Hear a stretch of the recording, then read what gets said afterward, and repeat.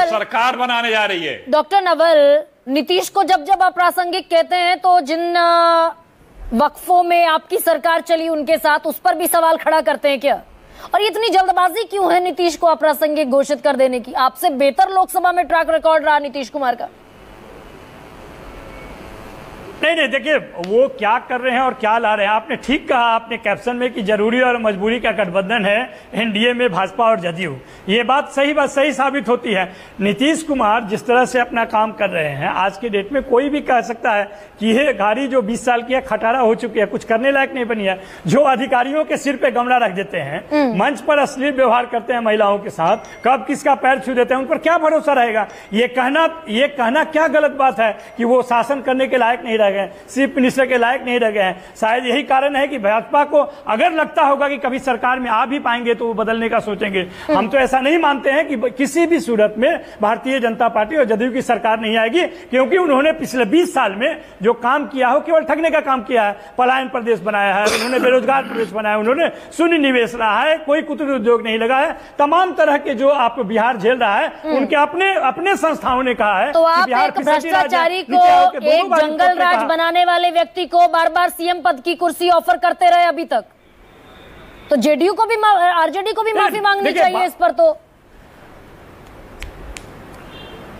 नहीं, आरजेडी क्यों माफी मांगेगी? भाई आपने सीएम की सीट 2015 से लेकर 2024 तक मुख्यमंत्री की कुर्सी नीतीश कुमार के लिए आरक्षित करके रखा ना आरजेडी ने भी।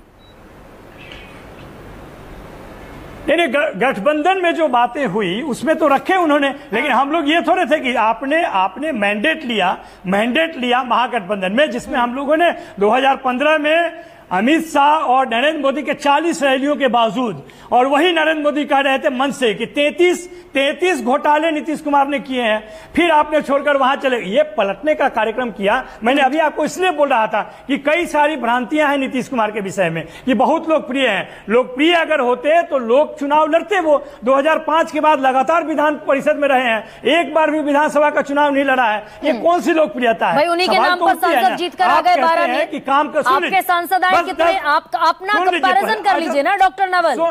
ये तो ठीक है, पॉलिटिकल रिकॉर्डिंग ठीक है। 12 सांसद जीत कर आए जेडीयू के, किसके नाम पर जीत कर आए? नहीं, आप वो जिसके नाम पे जीत के आए, या आप चुनाव आयोग का अगर आप हालत देखिएगा तो अभी देखिए क्या कर रहे हैं चुनाव आयोग।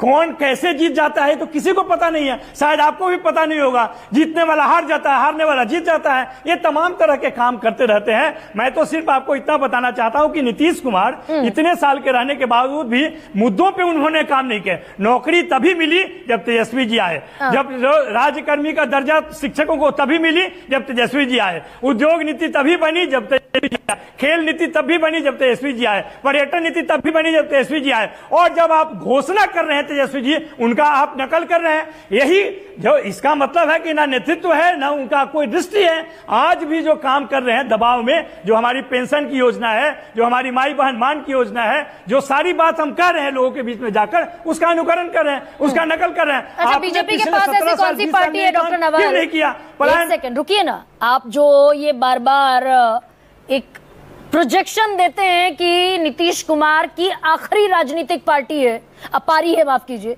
बीजेपी के पास ऐसी कौन सी मजबूत 43 सीटों वाली पार्टी है कि बीजेपी सत्ता तक पहुंचने का ख्वाब देखेगी नीतीश कुमार के अलावा? चिराग पासवान नहीं, क्योंकि जीतन राम मांझी, भाई और कोई जेडीयू के अलावा कोई और ताकतवर पार्टी उतनी है नहीं ना बिहार में। नहीं, जेडीयू को खाने का उन्होंने योजना बना लिया है। संजय झा को कार्यकारी अध्यक्ष बनाने का मतलब ये पूरा बिहार और पूरा देश जानता है कि संजय झा ऐसे भाजपा हो, भाजपा और जदयू के नेटवर्क बनाते हैं। उनका पूरा काम ही जीवन भर का वही है। यही कारण है कि आपने उन्होंने देखा होगा उनका परिवारवाद, एक साथ दोनों बेटियों को उन्होंने सुप्रीम कोर्ट में कैसे पैनल करवा लिया। ये बात जो आप बात कह रहे हैं, मैं तो मानता ही नहीं हूं कि भाजपा शासन में आ सकती है। और भाजपा को यह मालूम 1996 में ही पता चल गया था कि जिंदगी में बिहार में वो नहीं आ सकती है, क्योंकि बिहार सांप्रदायिकता को स्वीकार नहीं करती है। 74 सीटें हैं डॉक्टर नवल। ये जब आप कहते हैं तब कहीं कोई मिस कैलकुलेशन होती है क्या? अगर 75 सीटें आरजेडी की है, जिसका होम स्टेट है बिहार, जो पूरी ताकत बिहार में झोंकती है वो आती है 75 सीटों पर। बीजेपी जो पूरे देश में चुनाव लड़ती है 74 सीटों पर जीत जाती है। सांप्रदायिकता स्वीकार नहीं करता बिहार। ये नहीं आप बताइए, जब चुनाव आयोग उनका चुनाव लड़ेगा, अच्छा। जब इनकम टैक्स ईडी और सीबीआई चुनाव लड़ेगा, जब पूरा सरकार वहां पे रहेगा, पूरा मुख्यमंत्री रहेगा, पूरा आरएसएस जो दिन रात सांप्रदायिकता फैलाएगी, ये तो क्या हो सकता है? नहीं, बिल्कुल अलग डिबेट हो गई। आप कह रहे हैं सांप्रदायिकता को बिहार पसंद नहीं करता।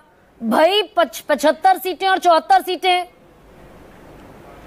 तो कंपैरिजन बिल्कुल नहीं करता। आप लड़के देख लीजिए, भारतीय जनता पार्टी 2015 में तीसरे नंबर की पार्टी बनी। क्यों बनी?